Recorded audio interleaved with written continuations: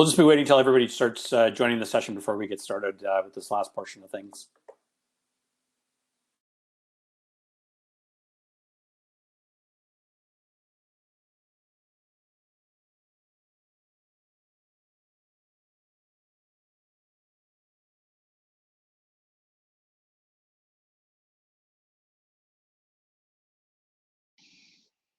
I have to join on video and audio to convince you to play that piano, Scott. Yeah. Unfortunately, Hopin doesn't support attached musical instruments. You couldn't hear the drums either behind me. That's great. We got about 43 people over. I guess a few more people to kick over. 45. Yeah, user feedback opportunity. Totally agree, Kara.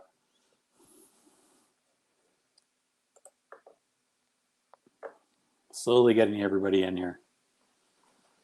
Make sure we have the panelists on here as well. Since I'm not one of the panelists, see you later.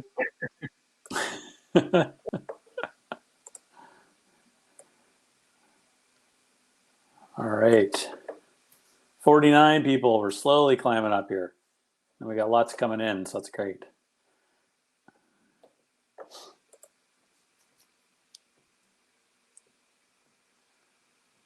Grace, if you drop us your email, we can invite you to that.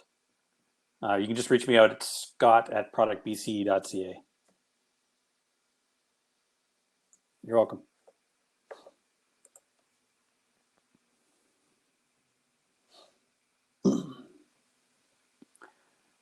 Hey, everybody. Looks like we're 55, so most of our people come up and showed up. So we're going to get going here, the last little section of this. We want to start with our second set of prize draws. So these are the people who won in the second set. Anthony Lee, who won a dial pad prize pack.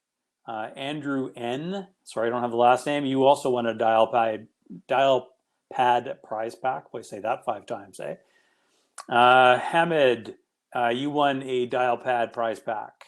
Yuki, you won a Jane $25 gift card. Dave Brown, you won a Jane $25 gift card. Alan Albert, you won a Jane $25 gift card. Everybody knows Alan. Salil, you won a dial pad prize pack. And Marcus Hubrick, I think I said that correctly. You won a dial prize pack. And so, well, congratulations to all of our second set of prize winners, and we'll follow up post-event to coordinate, deliver on those items. Kind of excited to do that piece. Next up, we're going to start with our panel, and I'm going to need help from Ross and from Timothy here in making sure that we get the panel inside here. I don't see any other faces of people. But we've got Mark from Jane. There he is, popping in. We've got Eva and Danilo from Copperleaf.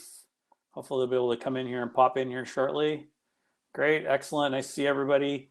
We've got Aaron from Thinkific, one of my old colleagues. There he is. Hello. Barely fitting in the frame because he's so tall. Shayla from Dialpad. And we have Nicole from Banana Tag. Thanks everybody for joining. That's super exciting to see you all again, especially since we can't meet in person anymore over coffees. And a few people here I haven't met, which is great to see as well. So anybody who's actually still around, you're more than welcome to ask questions in the event chat. We'll try to bring some of those questions into the discussion today, but I'm going to start things off and feel free to jump in as panelists on any of these. Love to hear your thoughts on it. I think the first question I'm going to share is there's a tremendous range of different approaches to how each of you do product management, but also some commonalities, including a desire to understand the user's needs, to be outcome versus output driven, to effectively and transparently communicate where your product is heading, and to understand your successes and failures. Where's the place you feel your organization has the most opportunity for improvement in 2021 and why?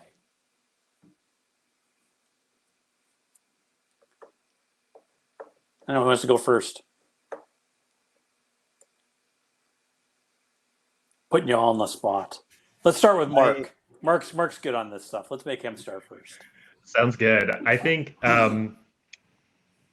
we still have a lot of opportunity to focus a little bit more on outcomes than outputs at Jane. I think traditionally we use a decent amount of gut-based decision making based on kind of a high signal of qualitative feedback. And I think we're just really starting to get into the data game now.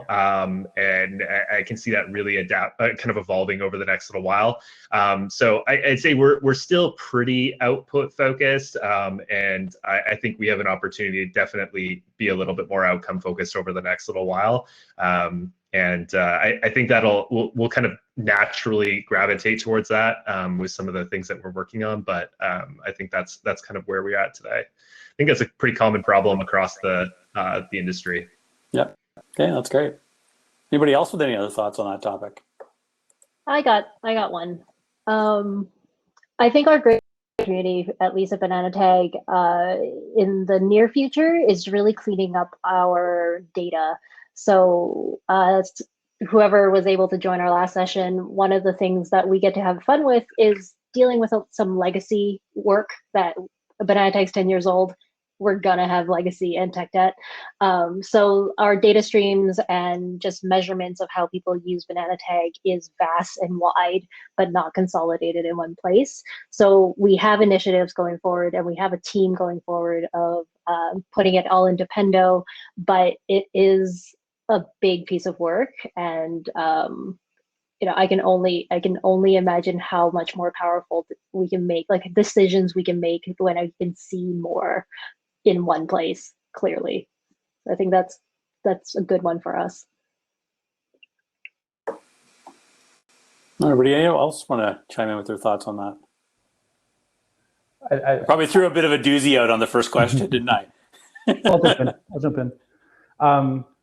So I think one of the things that we've been fortunate enough to see is a lot of growth recently, and so I think that the opportunities for us and the things that we have to really start to think about how we do more effectively is create more consistency around how we build product across the different teams, and figure out what is important to create consistency around it, and what is okay for different teams to have fluctuation and work differently around those sorts of things. So a couple that really come to mind for us is prioritization, thinking about how do we build more structure around that. As Mark said, a lot of it is like gut-based, but it's like, for us, it's collaborative. Like the more we can create the collaboration around sharing and surfacing that and collecting inputs into those prioritizations is kind of what we're leaning on, is those relationship things, but collaborative gets. But I think that we need to come up with a better formulated way of how can we do that, so that we can share that with everybody in the company and create more clarity into how we're making those decisions as well. But from the team at Copperleaf, any thoughts on this topic? Yeah, absolutely, Scott. I wanted to highlight two different things, because we have been growing fast and we really wanted to scale. And at the same time, we have a very, let's say, loyal client base. So far, we have reached 100% client retention, which is absolutely amazing. And a lot of our decisions, I think they were very client-oriented, or very oriented to our existing client base. So I think that one of the key drivers for us in 2021 is to become a little bit more market-driven, in a way that we can better understand certain market needs, and that will be, effectively sustaining our growth in the long term. This is one aspect, and the second aspect, I believe, is also very, very important, is because as we are also hiring a lot and we are, growing our teams, is to create a way that we can empower them to grow by themselves. And this is a very challenging situation, because we really want everyone at Copperleaf to reach their full potential, which is not an easy task. And a lot of us, I think, we have, engineering backgrounds, and usually when we have a kind of a challenge, for instance, we just think, okay, let's build something, let's do this, let's do that. On the other hand, I think that for the product team, it's really important to leverage this kind of, coaching abilities and helping others, to contribute to the overall solution. So I think this is also something very, very important for us in 2021. Yeah, for sure. Just to add on about that, because we're growing really fast and trying to scale, something we also want to be doing is just trying to put engineers and designer, basically entire product team, as close as possible to our clients. We are in a bit of a challenging situation where we're in the enterprise space, so it's not as easy to just get user feedback like other B2C product that you can have cool panel pop out and send a survey. We can't quite do that yet, but we are trying to be creative in other ways of doing what we call the copperleaf labs, user survey, or just interviews to try to shorten that feedback loop, not just to push out the product and then see what happened. And that's one area that we're working on. And we also have challenge like what Nicole said about trying to be more data driven. And again, it's a challenge for us because we are having another layer of challenge because clients may not want to, basically because of cybersecurity issue or contracting issue, not all of them are on board, are happy to, hey, yes, turn on Pando. But we are definitely moving into that space where part of our client base has agreed to have Pando on their environment so that we can actually start doing more data-driven, I guess that's really exciting for us. And Shayla, maybe over to you last. I know you missed maybe part of the question, but I guess what we were kind of interested in was places where you feel your organization has the most opportunity for improvement in 2021, and in particular around the context of becoming output versus outcome, or outcome versus output driven, and more transparent in the delivery and communication about where your product is heading and its success and failures. Sure. No, that is a complex, multi-component question. But yeah, for anyone that was in the Dialpad sessions, this might be kind of repeating, but we're in this stage of hypergrowth and hiring lots of different PMs, and PMs are really the subject matter expert of that particular area or that particular user persona. So ensuring effective communication across of course, your own team, but the PM team as well, and depending on each other, to glean the insight required to ship features that maybe aren't particularly catered to your typical area. So for example, I'm in analytics and I focus predominantly on the contact center manager persona. But if I'm going to be building a feature that supports the sell use case and our overall company objectives, I'm going to heavily rely on and collaborate with the sell PM to understand that persona as though I work with them on a weekly basis. Gotcha. So I would say that's the main area that comes to mind. Okay, great. We're going to do a quick round table here, maybe answer one of the questions from the audience, and that's what analytics tools do your teams use to measure outcomes? So let's start with Mark. I don't know if everybody's got the same view as me, so I'm going to start with Mark, move to Ava, Daniello, Aaron, Nicole, and then Shayla. So Mark. Sure. So right now, I would love to use Segment, as I came from Segment before Jane, but we currently can't from a healthcare perspective.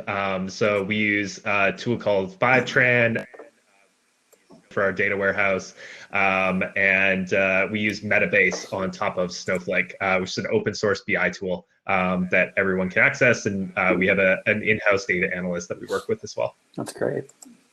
Copperleaf team. We're using Panda right now, and we are using Google Tag Manager to deal with the tags. Anything else to add, Daniel? Is that it? In that level of analytics, no.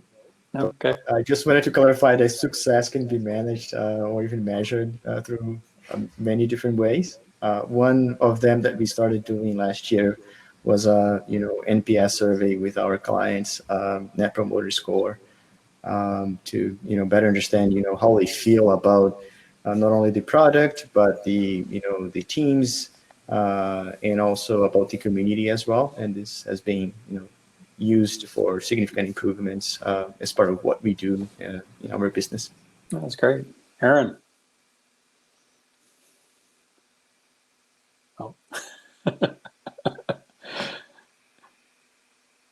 There you go. Just got stuck. There we go. Yeah, so we use in mode with our data teams. A lot of work and dashboards constantly being built in there in order to be able to display a lot of the key metrics that we're tracking, and specifically around feature usage and a lot of that stuff. The interaction side of things, we use Mixpanel to track a lot of the flows and the conversion rate stuff that we do as well. Yeah, I mean that's the majority of it. Yeah, excellent. Nicole? We are currently moving from Woopra to Pendo, but we also use, I guess, like Google Analytics and actually, no, that's really it for now. I know we're trying to build out our data collection platform right now. We have a team that is fully in charge of doing that. And we have some dashboards on Domo. Awesome. And Shayla, lastly. Yeah, we also use Domo and Amplitude for event tracking, so specific clicks and that type of thing. That's great. I'm going to wrap up with one last question. Lots of companies moving to distributed work models. What are some of the things that you'd like to do to ensure collaboration both internally and externally with customers? And I know, Daniela, you mentioned some of the challenges your team had in being able to reach out and touch and work with those customers, but that might be I guess an interesting question. Maybe we'll start with you on the Copperleaf team, and then make our way through some of the other people thinking about the answers to that. That's a very good question, Scott. I would say that us in Copperleaf, we were quite surprised in the way, or this, the process for moving from physical collaboration to these, pure remote work and collaboration was very, very easy for us, easier than we would be expecting. And even last year, for example, we ran our summit, which is a community event with our clients. It was a tremendous success. It was the first time that we ran the event remotely. In the previous years, we were always doing this in presence, and we had almost 400 participants all across the globe in that event. So, but definitely things will change. We are even revisiting in terms of physical spaces in offices. They might be reduced, and we are redesigning our spaces to promote more collaboration. We ran a survey within the organization trying to understand the needs from our employees, and on average, the response that we received that people that are interested in going to the office like 2 or 3 times a week from now on. But we've never heard almost from anybody saying that they wanted to get back to the office every day of the week, especially on Fridays. I think that nobody said that they wanted to get back to the office on Fridays. How about Shayla? What are your thoughts on this collaboration conundrum, I guess, that COVID's brought us? Yeah, so interestingly enough, I joined Dialpad in June. I've never been to the Vancouver office, unfortunately. I hear that there's a really strong office culture in the Vancouver location. I'm personally super keen to get back to the office whenever that is possible. But yeah, we're not totally certain what it's going to look like. Yeah, I imagine some combination of shared workspaces, and if you did want to come into the office full time, you could have a designated desk. But Aaron, how about you? Yeah, can I clarify the like remote collaboration with users? Because I would say that in this remote time and because of COVID, the one thing that has not changed is the way that we interact with our users, because they've always been in a remote environment for us. So that has been, I would say, consistent, and one of those kind of bedrocks that we've been able to do. The biggest shakeups for us have been internally, thinking about how we collaborate as a team. Yeah, we've leveraged tools to be able to do that. Like Miro is one of those ones we use on a daily basis just to have just conversations around so we can visualize it. It's a virtual whiteboard. One of the things that I always try to stick to as well is always taking the first 5 minutes of a call to do non-call things. I think that's super important. We're missing those hallway interactions and those conversations you have is just chance encounters talking about other things. So we always budget a little bit of time in every single one of our meetings for that, just to take a little breather, stand up and shake, whatever happens. That's great. How about Nicole? I think really interestingly, like similar to Shayla, Banana Tech is a really in-office culture. So the shift into fully remote has been a bit of a struggle for some of us. So one of the things that I try to do is make sure that we are working out loud. So we're not just relying on Zoom all the time and really pushing on the asynchronous communication. So summarizing in Slack. If you missed it, you don't have to watch a video just to be part of a meeting. And in terms of like collaborating with our users, definitely using a lot of Miro, definitely doing a lot more of the click-through prototypes. So, hey, talk us through what you're seeing, talk us through what you're feeling and interested in, like, does this work or not work?